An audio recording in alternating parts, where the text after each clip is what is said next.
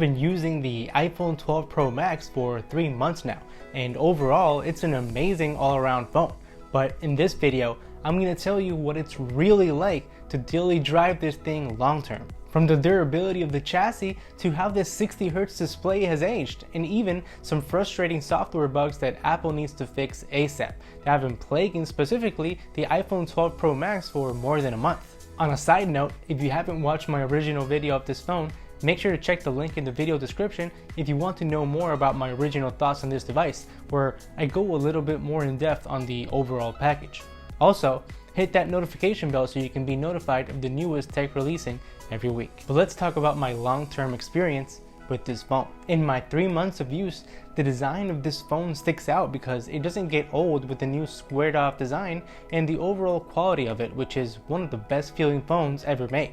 Period. With a stainless steel casing that feels like jewelry in the hand and the textured back that has made this phone have even better grip when using without a case. Talking about the stainless steel frame, in this 3 months of use, it has been clear of any scratches and it's holding up amazingly well. I think this is the most premium built phone this year and it definitely holds up with long-term usage. The buttons are also the best feeling I've tested so far. The battery life on this phone after 3 months is still incredibly good. With my light to moderate usage, I average around 4 to 5 hours of screen on time, but still end up with 50% still left in the tank, consistently. Although, to be honest, most of that usage has been at home because of the pandemic, but it still holds up very well. The iPhone 12 Pro Max, given the fact it's the largest iPhone in the lineup, makes it have the largest battery and it doesn't disappoint. Also, having a 60Hz display helps in this regard. Combined with their software and their most efficient processor yet, it makes for a recipe for a phone with great battery life. The software has been great so far, and just as you would expect from an Apple device, but it's not without its faults.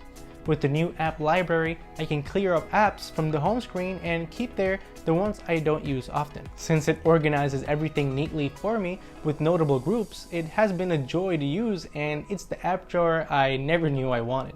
However, one thing that has not been great about the software is a huge bug that has been going on for more than 2 months now, where the phone will not wirelessly charge.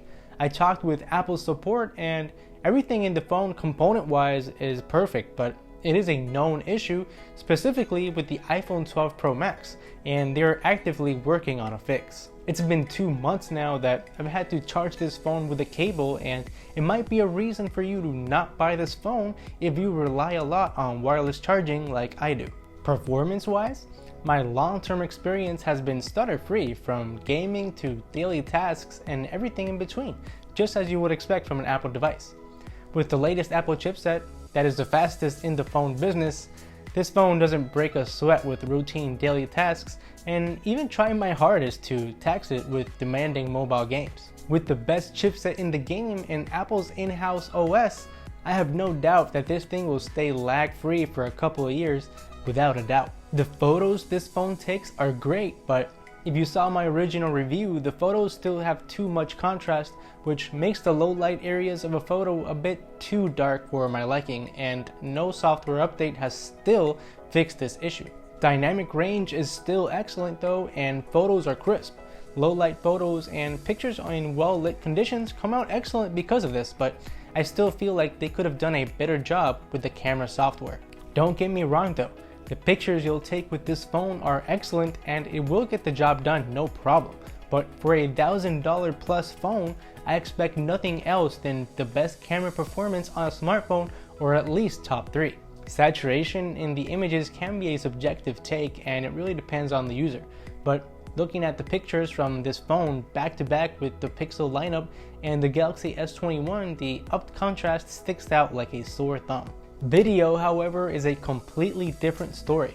With 4K 60 capabilities and 240 FPS in slow-mo, the videos this phone takes is the best in the business and it's not even close. For context, the footage from this video is all taken using an iPhone 12, so you can have an idea of the footage you can take with this phone, and is one of the main reasons I've stuck with this phone even though it has this wireless charging bug for more than a month. The display on this phone is excellent and as expected, as it is a Samsung panel.